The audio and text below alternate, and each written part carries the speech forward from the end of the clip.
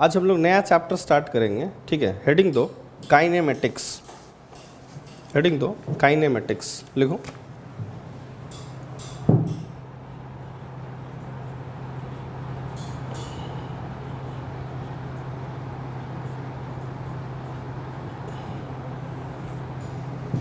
ठीक है, लिखो।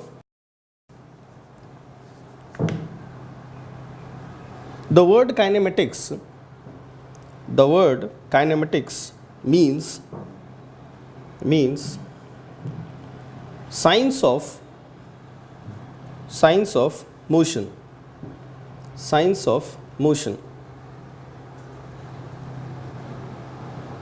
which deals with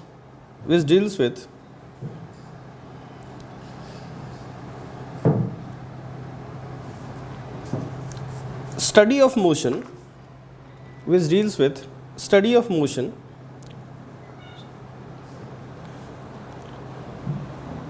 with study of motion, without going into the cause of motion, going into the cause of motion. ठीक है, मतलब reasons, मतलब किसकी वजह से है।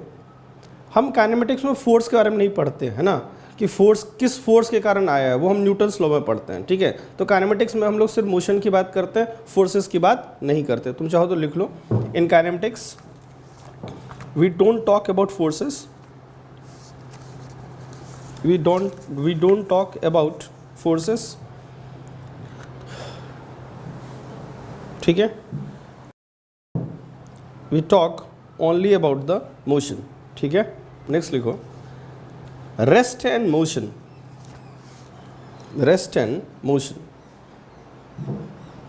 ठीक है।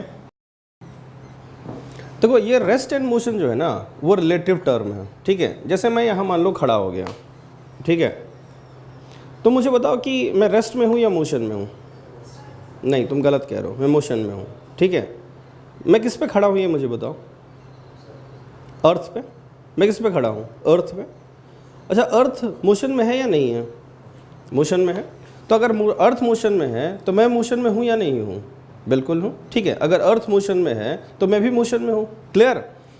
लेकिन तुम मुझे किस में देख रहे हो ये मुझे बताओ। रेस्ट में। तुम भी अर्थ पे बैठे हुए हो, मैं भी अर्थ पर बैठा हुआ हूँ। ठीक है, और मैं ऐसे खड़ा हूँ तो तुम मुझे देख रहे हो। ठीक है, तो तुम मुझे क्या देखोगे? रेस्ट में देखोगे।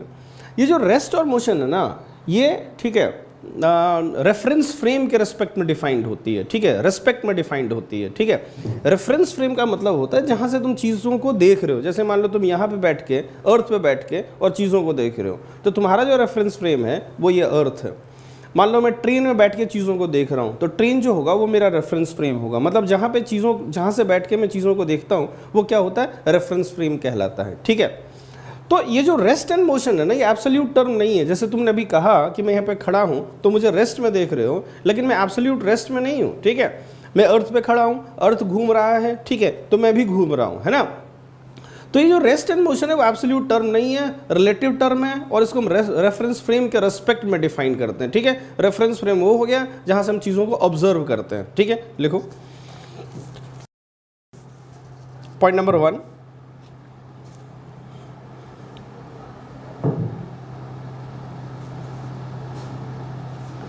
an object is said to be in motion. An object is said to be in motion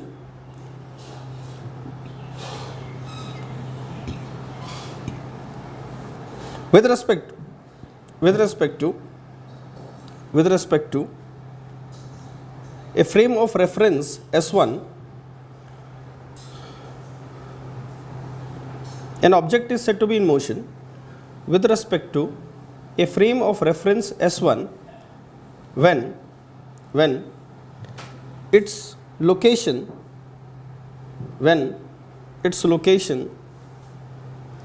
is changing with time in same frame of reference S1, with time in same reference frame S1. ठीक है। Point number 2, rest and motion are relative terms. Rest and motion are relative terms. Point number 3, absolute rest, absolute motion have no meaning. Absolute rest and absolute motion have no meaning. ठीक है, clear.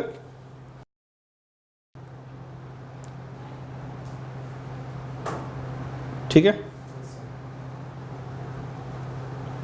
Next लिखना, motion is broadly classified into 3 categories. Motion is broadly classified into 3 categories. Rectilinear motion पहला लिखना, rectilinear motion and translationary motion। पहला rectilinear motion and translationary motion। ठीक है। Second, circular and rotatory motion. Circular and rotatory motion. ठीक है। Third, oscillatory and vibratory motion. ठीक है।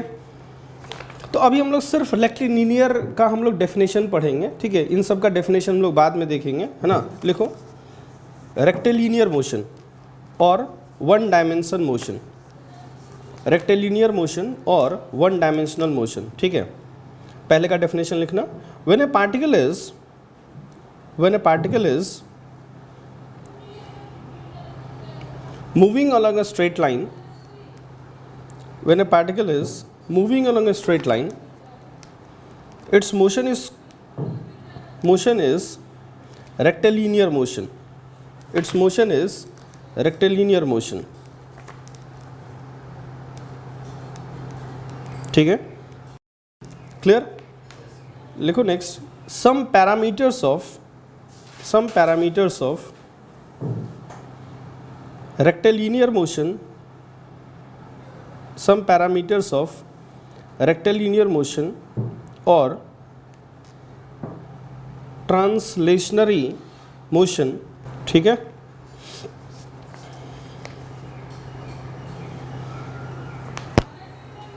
लिखो, पहला पोजीशन और लोकेशन। ठीक है, याद अगर तुमको हो तो मैंने पोजीशन वेक्टर डिफाइन किया था। ये x है, ये y है, ये z है। हमने पोजीशन वेक्टर डिफाइन किया था। कोई भी पॉइंट P है ना, तो इसकी जो पोजीशन वेक्टर होती है वो r1 होती है। तुमको वेक्टर्स में याद हो, मैंने डिफाइन किया था। ठीक है, तो हम इसको पोजीशन कहते हैं। ठीक है, लिखना, it is defined with respect to some reference point. It is defined with respect to some reference point or origin. It is defined with respect to some reference point or origin of a given frame of reference, of a given frame of reference। ठीक है, लिखो, if O is origin, if O is taken as origin,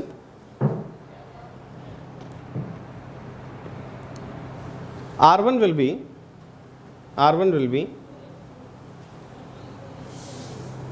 the position vector of point P. R1 will be position vector of point P। ठीक है, next definition लिखो, distance and displacement. Distance and displacement. ठीक है। Next लिखो distance and displacement, distance and displacement, ठीक है। अच्छा, distance जो है वो वेक्टर होता है या स्केलर होता है? स्केलर। और डिस्प्लेसमेंट वेक्टर, ठीक है। पहले डिस्टेंस का डेफिनेशन लिखो। The length of actual path, the length of actual path travelled by A particle, travelled by A particle is called its distance, is called its distance, ठीक है। लिखो displacement का,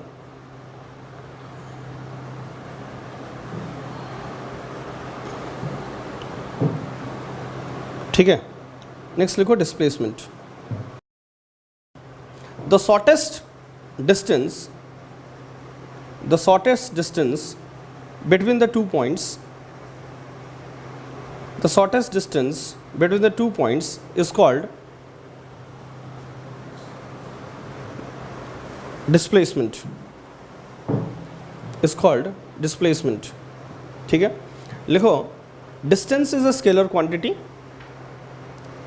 distance is a scalar quantity, but displacement is a vector quantity, है ना। Displacement is a vector quantity, ठीक है। एक और पॉइंट लिखना, displacement can also be defined as, displacement can also be defined as change of position vector, can also be defined as change of position vector,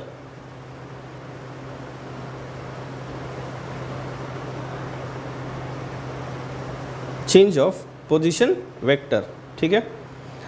जैसे मान लो कोई particle है a, particle था ए पॉइंट पे और वो मूव होते हुए पहुंच गया बी पॉइंट पे, ठीक है, ए से बी तक। अगर मान लो मुझे ए से बी तक का डिस्टेंस निकालना होगा तो मैं क्या करूँगा, सबसे पहले एक थ्रेड लूँगा और थ्रेड को इसके ऊपर, धागे को इसके ऊपर रख दूँगा, ठीक है, रखता जाऊँगा इसके ऊपर रखता जाऊँगा, ठीक है, और फिर उसको खींच के और फिर स्केल से उसको मेज़र कर लूँगा, वो डिस्टेंस होगा। मान लो इन दोनों के बीच में मुझे डिस्प्लेसमेंट मेज़र करना है तो मैं ए को बी से ज्वाइन करूँगा, ठीक है, एरो इस तरफ, ये एक वेक्टर होगा जिसका डायरेक्शन ए से बी तक की तरफ होगा, क्योंकि पहले पार्टिकल ए पे था अब बी पे है तो पार्टिकल का डिस्प्लेसमेंट ये होगा, ये एक वेक्टर होगा। क्लियर है बिल्कुल, ठीक है। डायग्राम बना के लिख लो, ठीक है। लिखो point number 1, point number 1, displacement can be positive, negative or zero, positive, negative or zero, but distance is always positive, but distance is always positive, ठीक है। देखो कैसे, मान लो ये y एक्सिस है और ये x एक्सिस है, पार्टिकल यहाँ था, पार्टिकल यहाँ से 20 मीटर इधर गया और फिर 20 मीटर इधर आया, टोटल डिस्प्लेसमेंट क्या होगा ये मुझे बताओ, बोलो, 0। और टोटल डिस्टेंस कितना होगा, 20 + 20 कितना, 40। मान लो कोई पार्टिकल इधर था, यहाँ गया, इधर गया 20, फिर वापस आया 15, इधर गया 20, वापस आया 15, तो मुझे लगता है डिस्टेंस जो होगा वो 20 + 15 कितना होगा, 35 होगा। और डिस्प्लेसमेंट जो होगा, पहले पार्टिकल यहाँ था अब पार्टिकल यहाँ है तो this is the displacement, displacement 5 होगा। और चूंकि पॉजिटिव तरफ डिस्प्लेसमेंट है, पहले यहाँ था फिर यहाँ है, पॉजिटिव साइड में डिस्प्लेसमेंट, इसलिए ये +5 होगा। मान लो पार्टिकल यहाँ था, ये 20 इधर गया और फिर 30 इस तरफ आ गया, 30 इस तरफ, तो पहले 20 इस तरफ फिर 30 इस तरफ, ठीक है। तो पार्टिकल पहले इनिशियली यहाँ था अब पार्टिकल यहाँ है तो ये डिस्प्लेसमेंट होगा। इस केस में पॉजिटिव तरफ है डिस्प्लेसमेंट या निगेटिव तरफ है, निगेटिव, तो डिस्प्लेसमेंट किसके बराबर होगा, -10 के बराबर होगा। क्लियर है, ठीक है। तुम चाहो तो तीनों एग्जाम्पल लिख सकते हो, पॉजिटिव, निगेटिव और 0 होने वाला। Next point, distance is always greater than magnitude of displacement, distance is always greater than equal to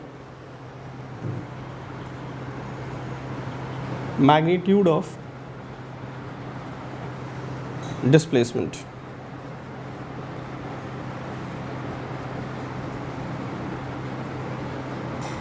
ठीक है, मैंने पहली बार बोल दिया था पहली बार में कि इज़ ग्रेटर देन, ठीक है, कोई ज़रूरी नहीं है, इक्वल भी हो सकता है।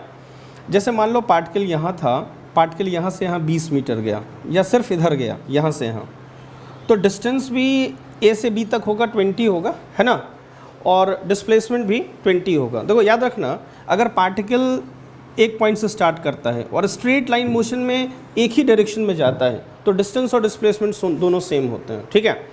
लेकिन मान लो पार्टिकल स्ट्रेट लाइन में गया और उसी स्ट्रेट लाइन में वापस आया तो डिस्टेंस जो होगा वो ज़्यादा होगा और डिस्प्लेसमेंट क्या होगा, कम होगा। क्लियर है बिल्कुल, ठीक है।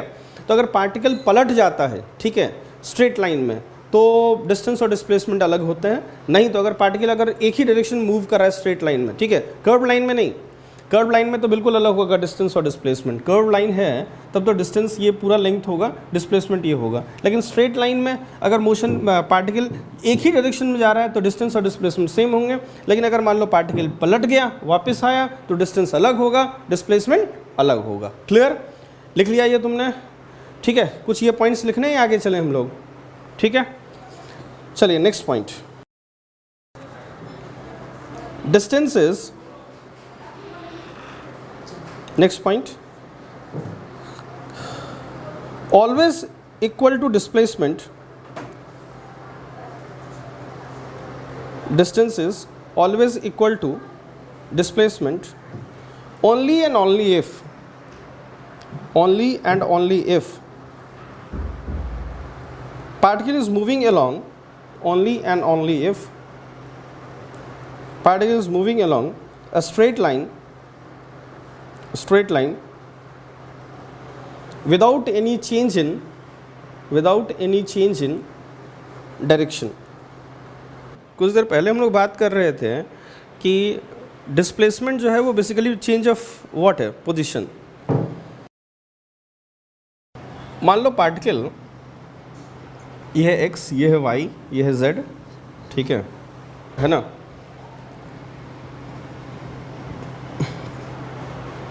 और ये मैंने तुमसे ही सीखा है कि मुझे इधर रह के और इसके सामने खड़ा नहीं होना चाहिए, और मैं फॉलो कर रहा हूँ इस चीज़ को, ठीक है।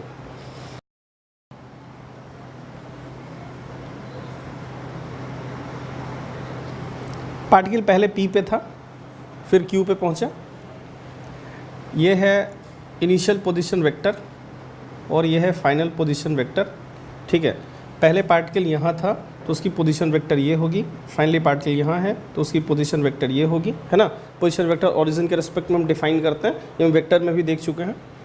मान लो पार्टिकल ऐसे आया तो डिस्टेंस तो पूरी पाथ लेंथ होगी, लेकिन डिस्प्लेसमेंट जो होगी, ठीक है, तुम जानते हो कि शॉर्टेस्ट पाथ होती है, ठीक है। तो डिस्प्लेसमेंट निकालने के लिए, है ना, हम लोग ये पॉइंट लेंगे और ये पॉइंट लेंगे, इनको ज्वाइन कर देंगे, ठीक है, और डिस्प्लेसमेंट जो होगा वो ये वाला वेक्टर होगा। क्लियर है बिल्कुल, ठीक है। तो तुम चाहो तो कॉपी कर लो, है ना। इसको हम लोग लिख सकते हैं RI + D = RF। सो D = RF - RI के बराबर होगा, ठीक है। तो चेंज इन position vector gives us displacement vector, ठीक है। क्लियर, बढ़े आगे।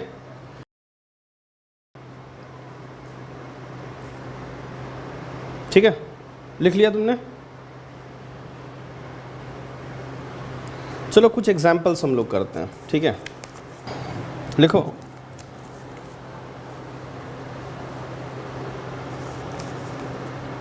a particle was initially at origin,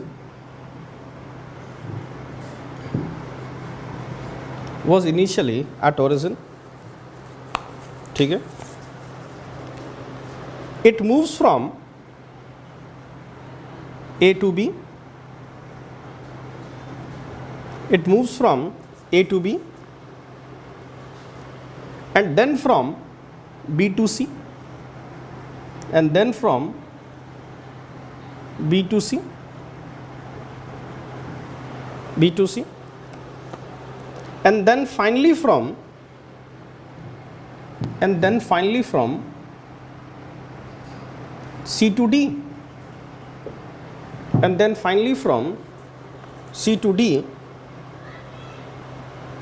लिखो फाइंड पहला part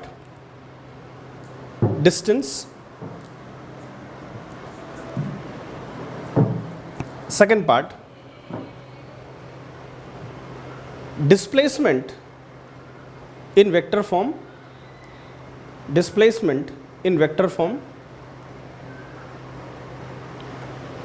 and also the magnitude of the displacement, and also the magnitude of displacement, also the magnitude of displacement. ठीक है, तो चलिए इसका हम लोग सॉल्यूशन देख लेते हैं. ठीक है, सबसे पहले मैं बात करता हूँ डिस्टेंस की. इधर 10, इधर 10, इधर 10, कितना हो गया 30. लिख लो distance is equal to 30 metres. ठीक है, अब तुम एक चीज़ देखना, ये x है. ठीक है, तुम एक चीज़ देखना, जो डिस्प्लेसमेंट होगा वो यहाँ से यहाँ होगा. मानते हो तुम इस बात को? इनिशियली पार्टिकल यहाँ था, फाइनली यहाँ है, तो डिस्प्लेसमेंट जो होगा वो ये वाला होगा, है ना. अब डिस्प्लेसमेंट के, ठीक है, डिस्प्लेसमेंट को मैं लिख सकता हूँ this plus this, this plus this is displacement, vector form याद है तुमको. अच्छा, ये 10 है और ये 10 है, तो ये भी 10 होगा, तो ये 10 और ये 10, ये 20 होगा. तो इस तुम वेक्टर को लिख सकते हो 20 आई कैप, और ये 10 है तो ये भी 10 है, तो इसको तुम लिख सकते हो 10 जे कैप. तो डिस्प्लेसमेंट वेक्टर जो तुम्हारा होगा वो 20i प्लस 10j के बराबर होगा. और इसके मैग्नीट्यूड की अगर हम बात करें तो होगा d mod is equal to root of 20 square plus 10 square के बराबर. क्लियर है? ठीक है, चाहे तो आप कॉपी कर लें, है ना. हम लोग आगे बढ़ेंगे. नेक्स्ट लिखो, नेक्स्ट लिखो average speed and average velocity, average speed and average velocity.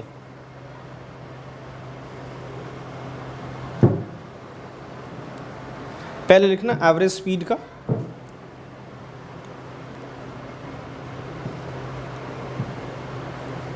Total distance upon total time, total distance upon total time. ठीक है, इसको हम क्या कहते हैं? एवरेज स्पीड कहते हैं. Is called average speed.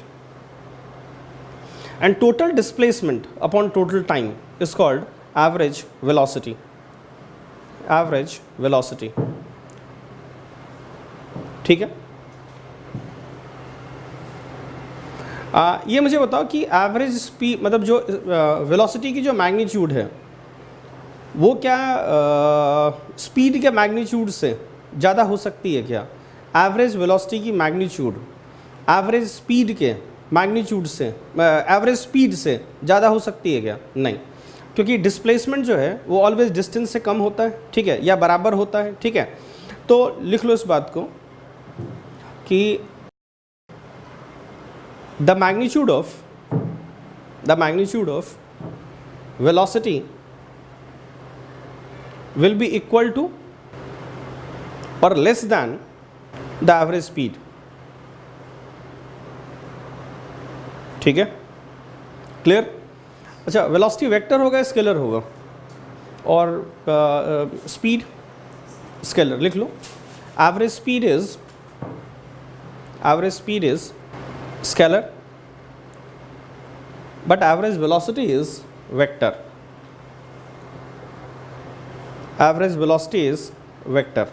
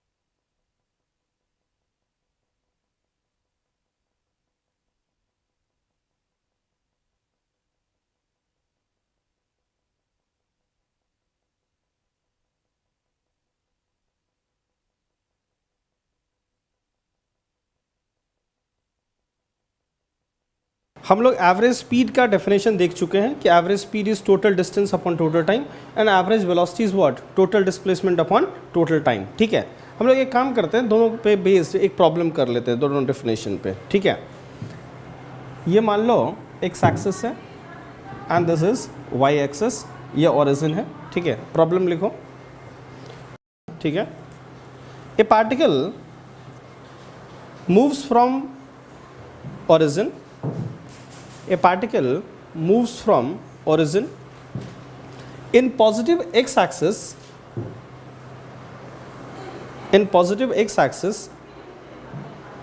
a distance of 10 meter, in 1 second. Then it takes left turn, and moves a distance of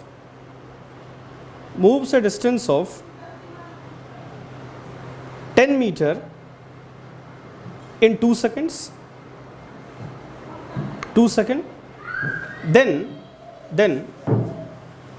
Then it again takes a left turn and moves a distance of 20 meter. यार मैंने गलती कर दी है भाई, left turn, ठीक है, और left turn eight 90 degree, दोनों अलग अलग बातें हैं भाई साहब। लेफ़्ट टर्न लेना, तो हम लोग एवरेज स्पीड और एवरेज वेलोसिटी देख चुके हैं। ठीक है, एवरेज स्पीड होता है total distance upon total time और एवरेज वेलोसिटी होता है total displacement upon total time. ठीक है, and average speed is a scalar quantity, average velocity is a vector quantity। ठीक है, चलो हम लोग उस पर बेस्ड एक प्रॉब्लम देखते हैं। ठीक है, लिखो, ए particle starts from origin O, a particle starts from origin O and moves a distance of 10 meter along positive x-axis, 10 meter along positive x-axis. Then it takes left turn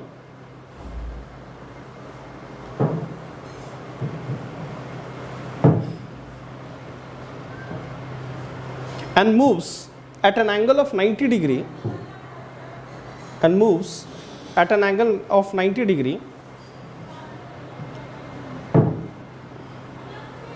with initial direction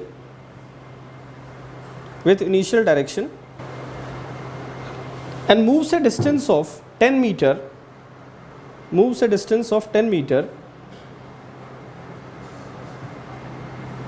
in 2 seconds.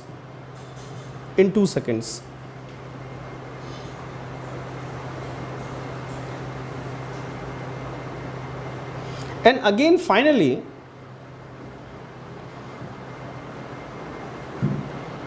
takes left turn at an angle of 90 degree. Finally takes left turn at an angle of 90 degree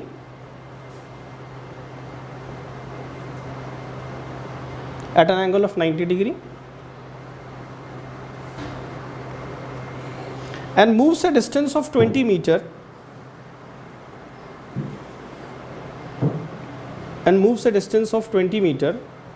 in next 5 seconds. Find A part. Distance and displacement in, find A part. Distance and displacement in 8 seconds.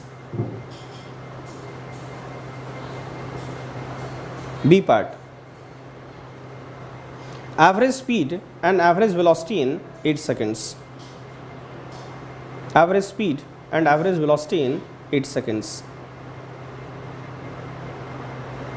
ठीक है, तो चलो इसका हम लोग solution देख लेते हैं। ठीक है,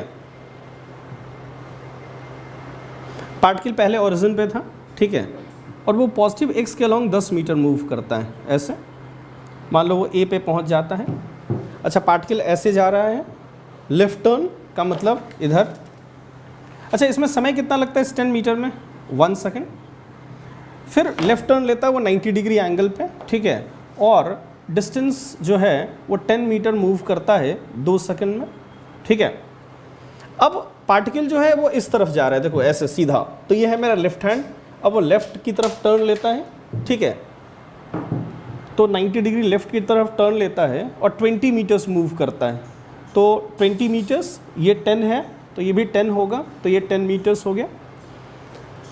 पहले टोटल डिस्टेंस की बात, टोटल डिस्टेंस जो होगा, ठीक है, वो हो जाएगा 10 + 10 20 + 20 40 मीटर्स।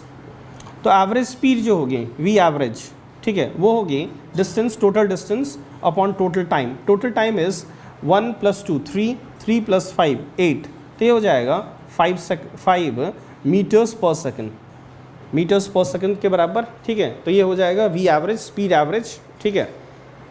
नेक्स्ट डिस्प्लेसमेंट, ध्यान से देखना, इनिशियली पार्टिकल यहाँ था, ठीक है, और फाइनली जो पार्टिकल है वो इस पॉइंट पे है, ठीक है, फाइनली पार्टिकल इस पॉइंट पे है। तो डिस्प्लेसमेंट इनिशियल पॉइंट से फाइनल पॉइंट तक होगा, ठीक है, ये डिस्प्लेसमेंट वेक्टर होगा। क्लियर? अब इस डिस्प्लेसमेंट वेक्टर को तुम लिख सकते हो this vector plus this vector is displacement vector, ठीक है।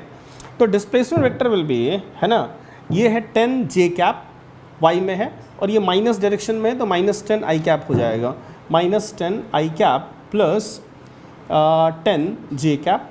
तो वेलोसिटी वेक्टर जो होगी वो डिस्प्लेसमेंट वेक्टर अपॉन टाइम हो जाएगी, ठीक है, टाइम हो जाएगी। तो दिस थिंग अपॉन 8, ठीक है। अब तुम डिस्प्लेसमेंट वेक्टर की मैग्नीट्यूड निकाल सकते हो और वेलोसिटी वेक्टर की मैग्नीट्यूड निकाल सकते हो। डिस्प्लेसमेंट वेक्टर की मैग्नीट्यूड होगी this root of this square plus this square, और वेलोसिटी वेक्टर की मैग्नीट्यूड होगी this root of this square plus this square के बराबर। क्लियर है? चलो, एक एवरेज स्पीड के ऊपर, ठीक है, मैं एक साथ तुमको 3 प्रॉब्लम्स देता हूँ, तुम तीनों प्रॉब्लम्स को अटेम्प्ट करो, फिर हम उसको सॉल्यूशन देखेंगे, ठीक है। लिखो, ए particle moves on a path, a particle moves on a path, ठीक है, for half of the distance, for half of the distance it moves with a speed of v1, for half of the distance it moves with a speed of v1, and for other half it moves with a speed of v2, for other half it moves with a speed of v2. Find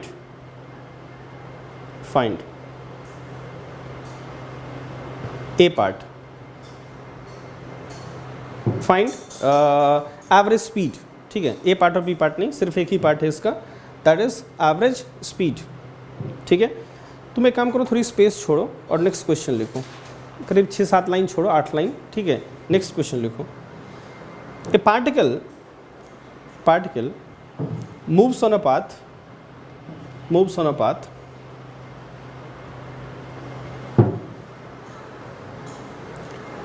for half of the time it moves with a speed of v1, and for other half of the time it moves with a speed of v2, for other half of the time it moves with a speed of v2. Find average speed, ठीक है।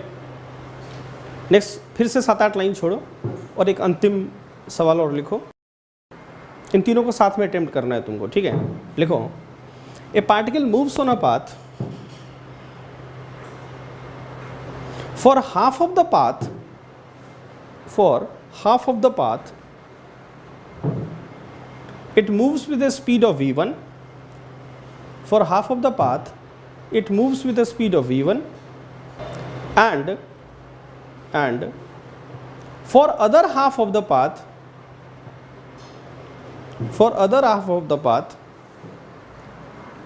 in half of the time it moves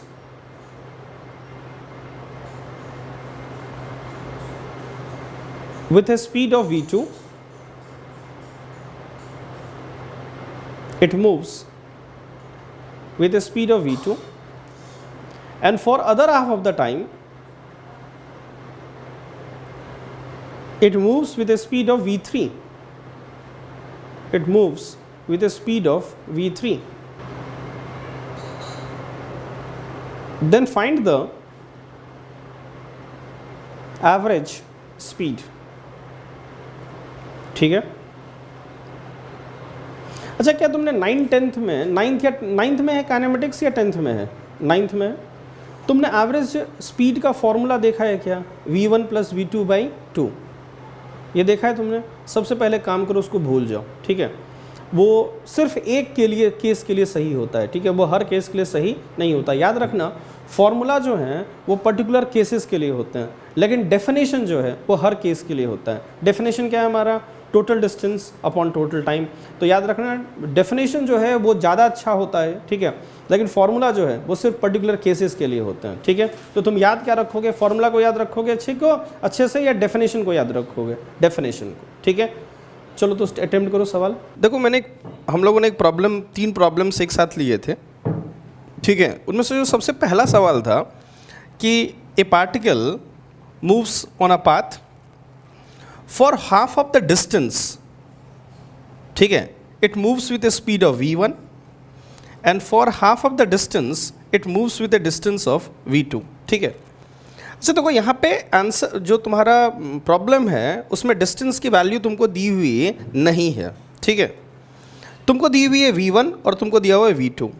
जब भी तुम्हारा answer होना चाहिए ना, ठीक है, वो नोन टर्म्स में होना चाहिए। जो तुमको सवाल में दिया हो वैल्यूज़, ठीक है, उसी के टर्म्स में तुम्हारा आंसर आना चाहिए। कभी भी तुम्हारा जो आंसर है वो अननोन टर्म्स में नहीं होना चाहिए, इस बात को याद रखना, ठीक है। जैसे ये नहीं होना चाहिए कि तुमने ले लिया let the distance B D और तुमने आंसर डी के टर्म्स में निकाल दिया, ठीक है। तब तो हम कुछ भी ले सकते हैं, है ना, लेट द आंसर बी के और हम लोग लिख दें आंसर इसके, ठीक है। तो जब भी हमारा आंसर होना चाहिए वो जो सवाल में दिए हुए हैं डेटा उसी के टर्म्स में होना चाहिए। अननोन टर्म्स जो तुमने एज्यूम किए हैं उसके टर्म्स में नहीं होने चाहिए, ठीक है। तो हमारा जो आंसर होना चाहिए वो v1 और v2 के टर्म्स में होना चाहिए, ठीक है, पहली बात। दूसरी बात, ये डिस्टेंस मान लो d है, ठीक है, टोटल डिस्टेंस इज d। तो ये जो डिस्टेंस होगा वो होगा d/2 और ये जो डिस्टेंस होगा वो होगा d/2, ठीक है। Half of the distance with the speed of v1, half the distance with the speed of v2। अच्छा, ये वाला जो टाइम होगा और ये वाला जो टाइम होगा वो इक्वल नहीं होगा, क्योंकि मान लो तुम इसमें धीरे धीरे जा रहे हो, धीरे धीरे जा रहे हो, ठीक है, और इसमें तुम तेज़ी से जा रहे हो। तो इस चूँकि डिस्टेंस बराबर हैं ये दोनों, ठीक है, तो इसमें तुम धीरे जा रहे हो तो तुमको टाइम ज़्यादा लगेगा, इसमें तुम तेज़ी से जा रहे हो तुमको टाइम कम लगेगा। तो तुम जानते हो V average is equal to total distance upon total time, ठीक है। मैं टोटल डिस्टेंस की बात करता हूँ पहले। टोटल डिस्टेंस हमने डी एज्यूम किया है अपॉन टोटल टाइम। टाइम जो होगा वो यहाँ से यहाँ तक का टाइम प्लस यहाँ से यहाँ तक का टाइम होगा। अच्छा, यहाँ से यहाँ तक का टाइम को मैं t1 कहता हूँ, तो t1 होगा ये वाला distance d/2 upon velocity v1, और t2 की वैल्यू होगी, ठीक है, ये वाला डिस्टेंस d/2 अपॉन v2। मानते हो इस बात को, है ना। ये जो टाइम होगा वो होगा डिस्टेंस d/2 अपॉन v1, ये वाला जो टाइम होगा वो होगा डिस्टेंस d/2 अपॉन v2, क्योंकि डिस्टेंस होती है वेलोसिटी इंटू टाइम। अगर कांस्टेंट स्पीड है तो डिस्टेंस होता है वेलोसिटी इंटू टाइम, ठीक है। तो टाइम जो होगा वो डिस्टेंस अपॉन वेलोसिटी के बराबर होगा, ठीक है। अच्छा, दोनों टाइम आ गए, तो टोटल टाइम जो होगा वो ये वाला टाइम प्लस ये वाला टाइम होगा t1 प्लस t2 के बराबर, ठीक है। तो हो जाएगा d upon t1 d/2v1 plus t2 d/2v2 के बराबर। तो ये हो जाएगा, ठीक है। तुम देख सकते हो यहाँ से कि d कैंसिल हो जाएंगे ऊपर और नीचे से, ठीक है। तो ये आंसर हो जाएगा तुम्हारा, ठीक है, 2v1v2 upon v1 plus v2 के बराबर। क्लियर है? यही आया था तुम्हारा आंसर, ठीक है। चलिए देख लीजिए इसको, अगर नहीं आया था तो आप कॉपी कर लें, हम लोग आगे बात करेंगे, है ना। चाहे तो आप इसको कॉपी कर सकते हैं, ठीक है, हम लोग आगे बात करेंगे। क्लियर? अपना जो नेक्स्ट क्वेश्चन था, ठीक है, उसमें यह था कि ये particle moves on a path, ठीक है, मैं पाथ के डिस्टेंस जो है वो d ले लेता हूँ। अच्छा, उसमें ये था कि हाफ ऑफ द डिस्टेंस, नहीं हाफ ऑफ द डिस्टेंस नहीं था, for half of the time it moves with A velocity of v1 and for half of the time it moves with velocity of v2। Velocity या speed कह लो, straight line है। Half of the time, मान लो इसमें total time जो है, ठीक है, वो t है, टोटल टाइम इज t। तो t/2 तक, ठीक है, वो मूव किया v1 से, और t/2 तक, नेक्स्ट t/2 तक, ठीक है, वो मूव किया v2 से, है ना, v2 से मूव किया नेक्स्ट t/2 टाइम तक, यहाँ से यहाँ तक v1 से, यहाँ से यहाँ तक v2 से। अच्छा, एक बात याद रखना, ये मत करना कि इसको d/2 ले लेना, इसको d/2 ले लेना, ठीक है, क्योंकि अब समय टाइम जो है वो सेम है ना। अगर मान लो 10 सेकंड तक वो मूव किया फास्ट और अगले 10 सेकंड तक वो मूव किया स्लो, ठीक है, एग्जाम्पल ले रहा हूँ, तो 10 सेकंड में जो डिस्टेंस होगा वो ज़्यादा होगा और इस 10 सेकंड में जो डिस्टेंस होगा वो कम होगा। इस केस में टाइम इक्वल है, डिस्टेंस अलग होगा, ठीक है। लेकिन ये बात पक्की है कि जो टोटल डिस्टेंस होगा, ये डिस्टेंस प्लस ये डिस्टेंस, वो किसके बराबर होगा, वो d के बराबर होगा, है ना। तो चलो देख लेते हैं हम लोग। Total distance d is equal to this distance, ये वाला जो डिस्टेंस होगा वो होगा वेलोसिटी इनटू टाइम, प्लस ये वाला डिस्टेंस जो होगा वो होगा वेलोसिटी इनटू टाइम। क्लियर। तो ये हो गया v1 प्लस v2, है ना, कॉमन ले लेता हूँ, और t/2 डिस्टेंस। क्लियर। अच्छा, तुम जानते हो कि एवरेज वेलोसिटी या एवरेज स्पीड, है ना, v average is equal to total distance upon total time. Total distance is v1 plus v2 into t/2 upon total time is t। तो answer will be v1 plus v2/2 के बराबर होगा। Clear है, ठीक है। जो एवरेज स्पीड होगी वो v1 प्लस v2 के बराबर होगी। क्लियर।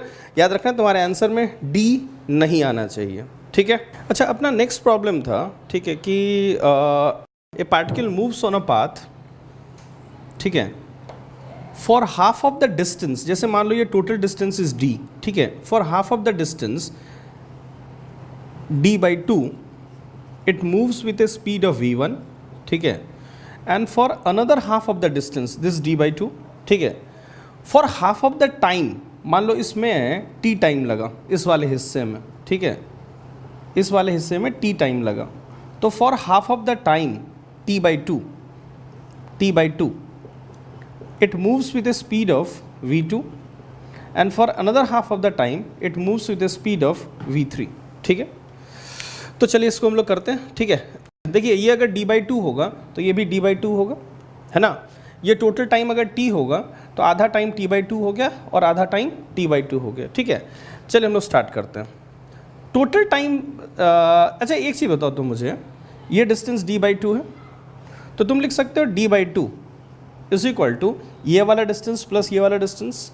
ये वाला डिस्टेंस होगा वेलोसिटी इंटू t/2 प्लस ये वाला टाइम होगा वेलोसिटी इंटू t/2, ठीक है।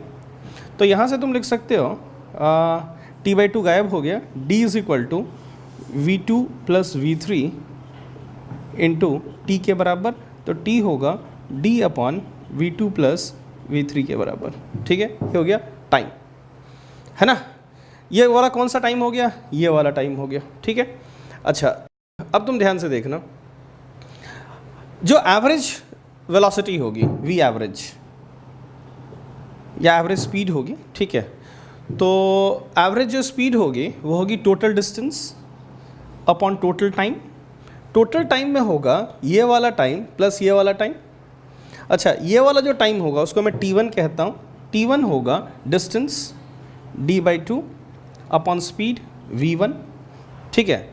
तो टोटल टाइम जो होगा वो होगा t1 प्लस t, तो t1 is d upon 2v1 plus d upon v2 plus v3, ठीक है। तो हमारा जो आंसर आएगा वो आएगा 2v1 into v2 plus v3 divided by, ठीक है, v2 plus v3 plus 2v1 के बराबर। क्लियर है ये, क्लियर है ये, ठीक है। एक बार इसको फिर से चेक कर लो कि मैंने सही लिखा है या नहीं लिखा है, ठीक है। इसको यहाँ से, ये तुमने सही किया था या गलत किया था, ठीक है, एक बार उसको चेक कर लो कि वो मैंने सही लिखा है या नहीं। तो हम लोग एवरेज वेलोसिटी और एवरेज स्पीड की बात कर चुके हैं, ठीक है। अब हम लोग बात करते हैं इंस्टेंटेनियस वेलोसिटी और इंस्टेंटेनियस स्पीड की, ठीक है। लिखो इंस्टेंटेनियस स्पीड, इंस्टेंटेनियस स्पीड लिखना। Speed at an instant, speed at an instant is called instantaneous speed. Speed at an instant is called instantaneous speed. ठीक है, velocity में यही लिख लो, velocity at an instant is called instantaneous velocity. Velocity at an instant is called instantaneous velocity. ठीक है, लिख लिया। हाँ सुनो, याद रखना इंस्टेंटेनियस स्पीड और इंस्टेंटेनियस वेलोसिटी का जो मैग्नीट्यूड होता है वो दोनों सेम होता है, ठीक है। मान लो तुम कार ड्राइव कर रहे हो नॉर्थ डायरेक्शन में 50 किलोमीटर पर आवर से, तो तुमसे किसी इंस्टेंट पे पूछेगा कि व्हाट इज़ द वेलोसिटी, तो तुम बोलोगे 50 kilometre per hour towards north. और कोई तुमसे पूछेगा कि व्हाट इज़ योर स्पीड, तो तुम बोलोगे 50 किलोमीटर पर आवर, ठीक है। सिर्फ मैग्नीट्यूड की बात करोगे, और अगर वेलोसिटी पूछेगा तो मैग्नीट्यूड और डायरेक्शन दोनों की बात करोगे। चलो लिख लो कि the magnitude of instantaneous velocity, the magnitude of instantaneous velocity and instantaneous speed is same thing, and speed is what? Same thing. ठीक है, क्लियर। एक प्रॉब्लम लिखो। अच्छा मुझे बताओ कि हम जो एवरेज वेलोसिटी निकालते हैं, ठीक है, तुमको अगर एक्स कोऑर्डिनेट पार्टिकल का दिया हुआ है तो तुम del X upon del T से निकालोगे या D X upon D T से निकालोगे? Del X upon del T से। और अगर तुमको इंस्टेंटेनियस वेलोसिटी पूछेगा तो D X by D T से निकालोगे। अच्छा, एवरेज वेलोसिटी दो टाइम के बीच में होता है, लेकिन इंस्टेंटेनियस वेलोसिटी एक पर्टिकुलर इंस्टेंट पे होता है, ठीक है। लिखो, ए particle is moving along x axis, A particle is moving along x axis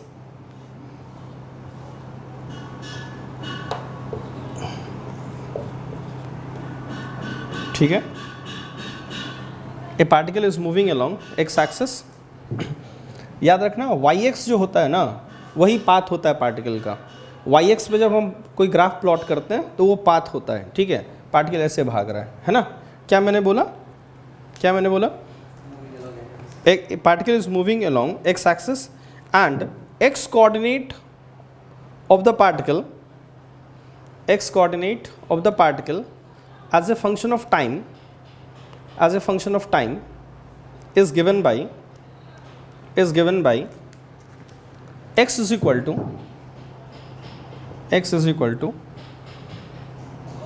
3t square plus 2t, 3t square plus 2t.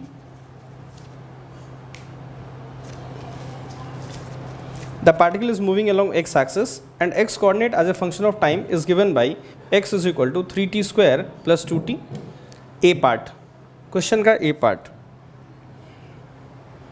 find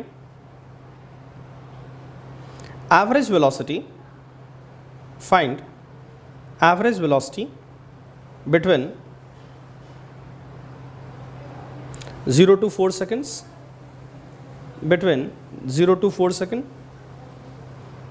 B part, find average velocity of particle, find average velocity of the particle. A part मैंने बोला था ना average velocity, ठीक है। B part को फिर से लिखो, B part को फिर से लिखो, मैंने गलत लिखवा दिया है। लिखो, find instantaneous velocity of the particle, find instantaneous velocity of the particle at t is equal to 2 seconds. Find instantaneous velocity of the particle at t is equal to 2 seconds. ठीक है, तो x as a function of time हम लोगों को दिया हुआ है ना। सबसे पहले मैं एवरेज वेलोसिटी की बात करता हूँ। किस किस टाइम के बीच में पूछा गया है एवरेज वेलोसिटी? सबसे पहले मुझे ये बताओ, 0 to 4, ठीक है। देखो, एवरेज वेलोसिटी होती है total displacement upon total time, ठीक है। पार्टिकल जो है वो x में मूव कर रहा है ना। मैं काम करता हूँ, t इक्वल टू 0 पे कार कहाँ है ये पहले देखो। t इक्वल टू 0 पे कार जो है वो x इज इक्वल टू 0 पे है और t इज इक्वल टू 4 पे कार कहाँ पे है ये मुझे बताओ, बोलो। t इज इक्वल टू 4 पे कार की x कोऑर्डिनेट क्या है? t initial is 0, x initial is 0, t final is 4, x final is what?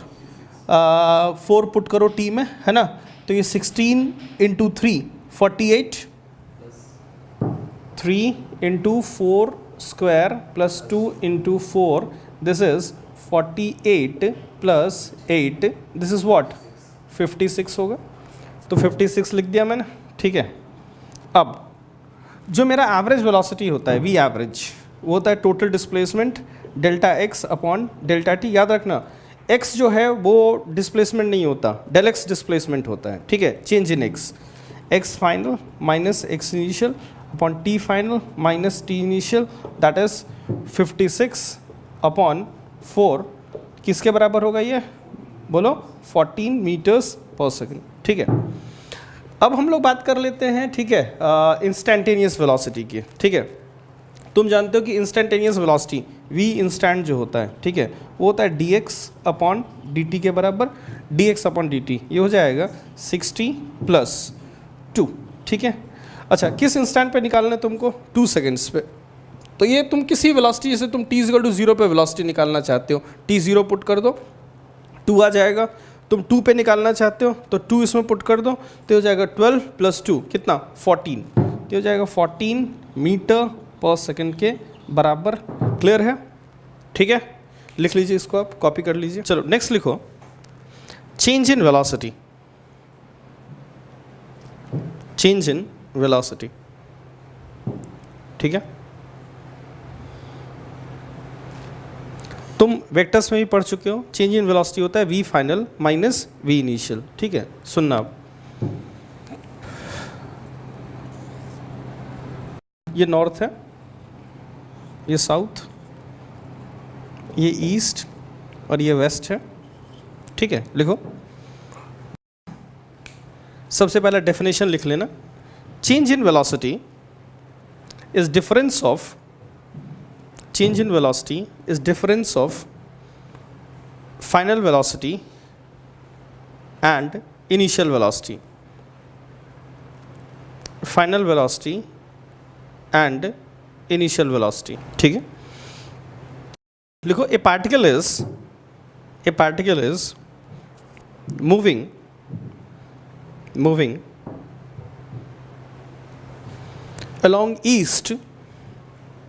along east with 10 meter per second, ठीक है। It takes a left turn at 90 degree, it takes a left turn at 90 degree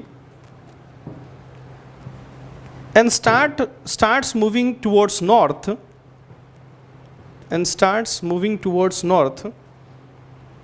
with 10 metre पर second, ठीक है। पहला part,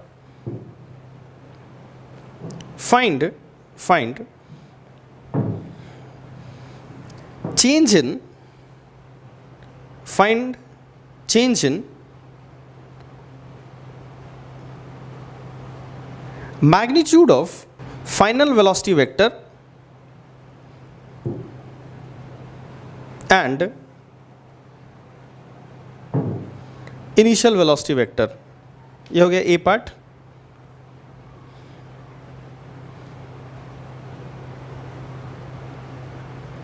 B part लिखो, find magnitude of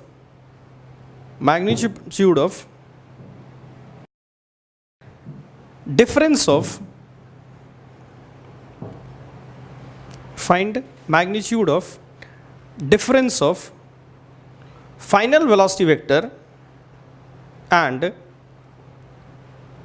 initial velocity vector, ठीक है। क्या तुमको लगता है कि दोनों क्वेश्चन जो हैं वो एक ही हैं क्या?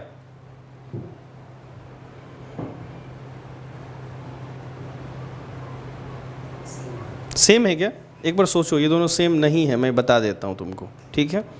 देखो फर्स्ट पार्ट मैंने तुमसे शायद पूछा था कि फाइंड द, ठीक है, डिफरेंस ऑफ या change of magnitude of the final velocity vector and initial velocity vector, ठीक है। बोलो। तो मुझे लगता है कि फाइनल वेलोसिटी वेक्टर जो था, ठीक है, इनिशियल वेलोसिटी वेक्टर किस तरफ है ये मुझे बताओ। इसमें 10 इधर, और फाइनल वेलोसिटी वेक्टर कितना है 10 किस तरफ, नॉर्थ में, 10 नॉर्थ में। ये v इनिशियल है, ठीक है, और ये v फाइनल है। This one is v initial and this one is v final. पहला पार्ट मैंने पूछा था कि what is the change in magnitude of the final velocity vector and the initial velocity vector. तो मुझे बताओ what is the magnitude of final velocity vector. बोलो, what is the magnitude of the final velocity vector? 10. What is the magnitude of the initial velocity vector? 10. Then what is the difference of magnitude of final velocity vector and initial velocity vector? बोलो, 0. It is 0. ठीक है, it is 0. Second part मैंने तुमसे पूछा है, ठीक है, कि what is the magnitude of difference of final velocity vector and initial velocity vector, ठीक है। यहां पे मैंने दोनों के मैग्नीट्यूड का डिफरेंस नहीं पूछा है, यहां मैंने तुमसे डिफरेंस का मैग्नीट्यूड पूछा है। यहां पे मैंने तुमसे डिफरेंस का मैग्नीट्यूड पूछा है। तो एक काम करते हैं, पहले डिफरेंस निकालते हैं, ठीक है। मतलब हम लोगों को निकालना है v final minus v initial, we have to find this, ठीक है। v final minus v initial, है ना। तो तुमको डिफरेंस ऑफ वेक्टर मैंने बताया था, v final is this minus v initial. तो मुझे इसमें से इसको माइनस करना है ना। तो v इनिशियल का तुम उल्टा कर लो, तो ये हो जाएगा माइनस v इनिशियल, ठीक है, और ये है v फाइनल। अब तुमको इसका और इसका रिजल्टेंट निकालना है। तुम एक काम करो, इसको यहाँ पे शिफ्ट कर दो, ठीक है, और ये तुम्हारा जो वेक्टर होगा, ठीक है, ये हो गया v फाइनल। ये जो तुम्हारा वेक्टर होगा वो होगा v final minus v initial vector. Clear है बिल्कुल, ठीक है। v final minus v initial vector ये तुम्हारा होगा, ठीक है। अब तुम्हें v final minus v initial vector का मैग्नीट्यूड निकालना है, ठीक है। तो इस वेक्टर का जो मैग्नीट्यूड होगा वो कितना होगा, 10√2 होगा। क्लियर, 10 ये है, ये 10 है, तो ये होगा root of 10 square plus 10 square, कितना होगा 10√2 के बराबर होगा। क्लियर, और उसका जो डायरेक्शन होगा वो किस तरफ होगा, नॉर्थ वेस्ट डायरेक्शन में होगा, ठीक है। एक बार तुम फिर से एक सेंटेंस लिखो,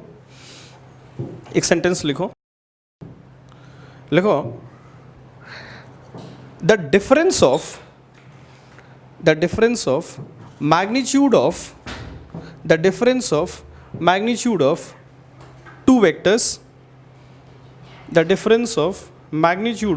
टू वेक्टर्स, ठीक है, and magnitude of difference of two vectors is not the same thing. आ रहा है समझ में तुमको? बिल्कुल क्लियर। मैग्नीट्यूड का डिफरेंस और डिफरेंस का मैग्नीट्यूड, मैग्नीट्यूड का डिफरेंस और डिफरेंस का मैग्नीट्यूड दोनों अलग अलग बातें हैं, ठीक है। क्लियर। मैं तुमको चेंज इन वेलोसिटी बता रहा था, उसका एक कारण है, ठीक है। मैं तुमको एवरेज एक्सेलरेशन और इंस्टेंटेनियस एक्सेलरेशन की तरफ ले जा रहा हूँ, ठीक है। हेडिंग दो तुम, एवरेज एक्सेलरेशन लिखो। Average acceleration is change in velocity upon time taken.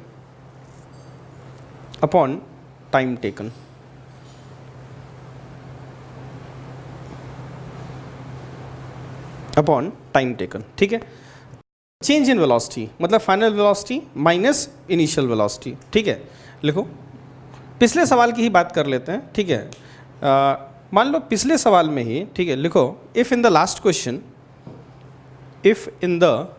Question time taken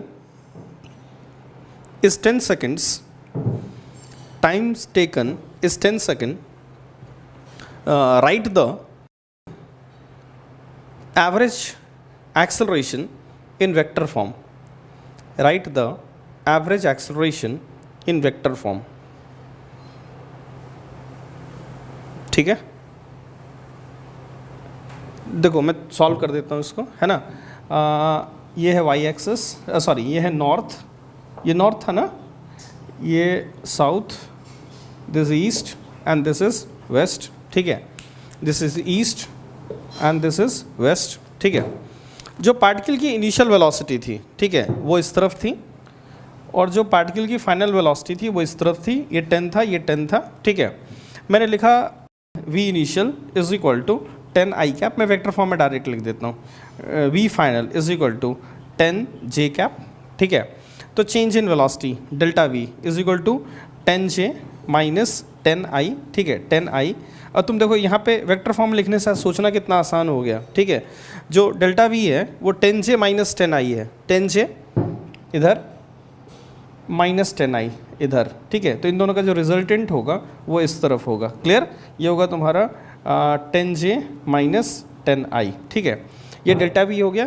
तो ए एवरेज जो होगा, है ना, ए एवरेज वो होगा delta we upon delta T is equal to 10 J minus 10 I divided by 10 is equal to J minus I के बराबर होगा, क्लियर है, ठीक है।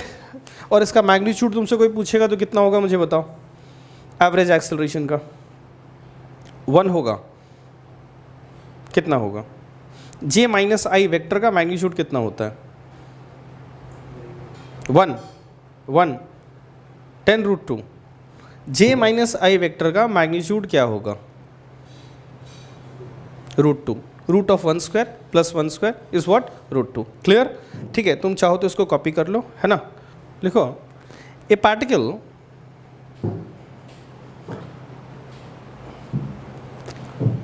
moves towards a particle starts from origin. A particle starts from origin, moves towards positive x-axis, moves towards positive x-axis, with a speed of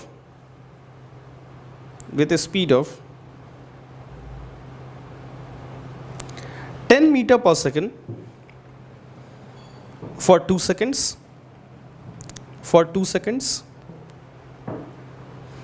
Then it takes a left turn.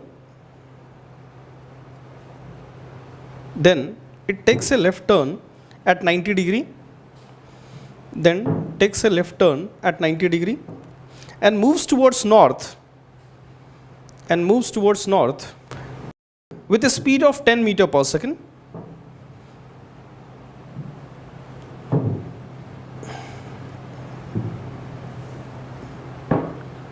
For 2 seconds. And then again takes a right turn.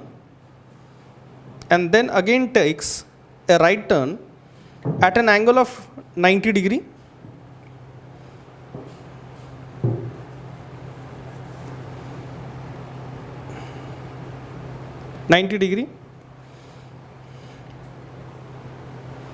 And moves with a speed of 10 meter per second.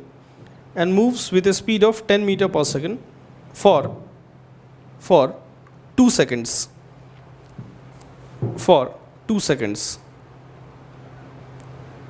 Then find change in velocity. Between 0 to 6 seconds. Then find change in velocity between 0 to 6 seconds. ठीक है। तो हम लोग problem के बारे में बात कर रहे थे, ठीक है, कि एक पार्ट ये वाई एक्सिस है या ये नॉर्थ है, this is south, this is east, this is west, ठीक है। पार्टिकल पहले कहाँ था, ओरिजिन पे था, ठीक है, ओरिजिन पे था, और वो 10 मीटर पर सेकंड से भाग रहा था, ठीक है। वो 10 मीटर पर सेकंड से भाग रहा था। कितने सेकंड तक 10 मीटर पर सेकंड से भागा ये मुझे बताओ। 2 सेकंड्स तक, ठीक है। और इसकी वेलोसिटी यहाँ से यहाँ तक में थी 10 मीटर्स पर सेकंड, ठीक है, 10 मीटर्स पर सेकंड, ठीक है। मैंने एक गलती करी है, मुझे सवाल में लैंग्वेज में मैंने लिखवा दिया था, ठीक है, कि it starts moving with a velocity of 10 metre पर सेकंड, ठीक है। तो उसको तुम थोड़ा चेंज कर लो, ठीक है, उसको लिख लो ए पार्टिकल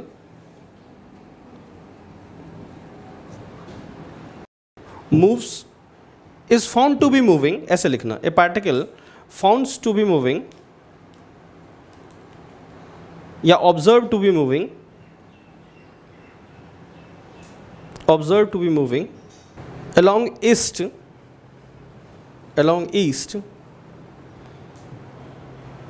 ठीक है, for 2 second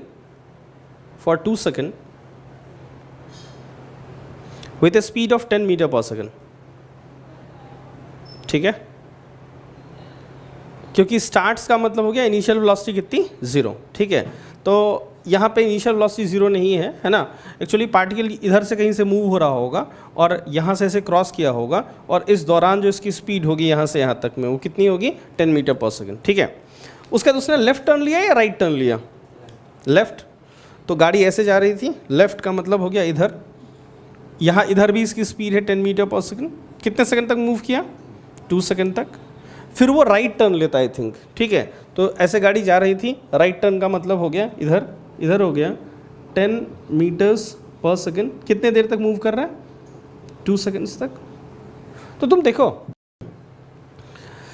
जो तुम्हारा चेंज एक्सेलरेशन होता है ए एवरेज, ठीक है, एवरेज वो होता है, ठीक है, delta we upon delta T is equal to V final minus V initial upon T final minus T initial, ठीक है।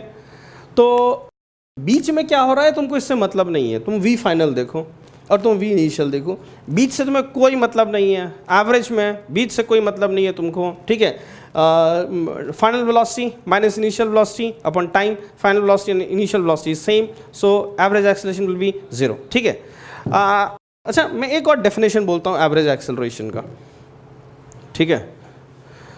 तुम मुझे बताओ, average acceleration is change in average velocity upon time. लिखो, average acceleration is equal to average velocity upon time. This true or false? This true or false? This is false, ठीक है। याद रखना, जो डेफिनेशन है हमारा एवरेज एक्सेलरेशन का, ठीक है, वो है change in velocity upon time, ठीक है। और एवरेज वेलोसिटी जो है, ठीक है, average velocity that is not change in velocity upon time, change in velocity. अभी जो मैंने डेफिनेशन तुमको लिखा है एवरेज एक्सेलरेशन का, वो लिखाया है एवरेज वेलोसिटी अपॉन टाइम, ठीक है, एवरेज वेलोसिटी अपॉन टाइम। और average velocity is not change in velocity, ठीक है। Average velocity is displacement upon time, total displacement upon time, ठीक है। नहीं आ रहा है तुमको समझ में, ठीक है, दोनों में अंतर है। Average acceleration is change in velocity upon time, ठीक है। तो यहाँ पे चेंज इन वेलोसिटी आता है। अब मैं क्या कह रहा हूँ, average acceleration is average velocity upon time. Average velocity जो है, ठीक है, वो चेंज इन वेलोसिटी नहीं, वो डिस्प्लेसमेंट अपॉन टाइम है। तो यहाँ पे डिस्प्लेसमेंट अपॉन टाइम आ जाएगा, जो कि बिल्कुल गलत बात है, ठीक है। क्लियर, लिख लीजिए कि the definition is wrong. Start करें, है ना। लिखो, ए particle is moving with uniform speed v. A particle is moving with uniform speed v. In moving from one point to another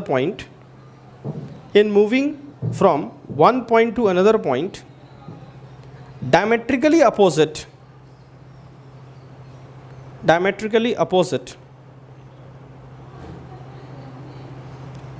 find a part,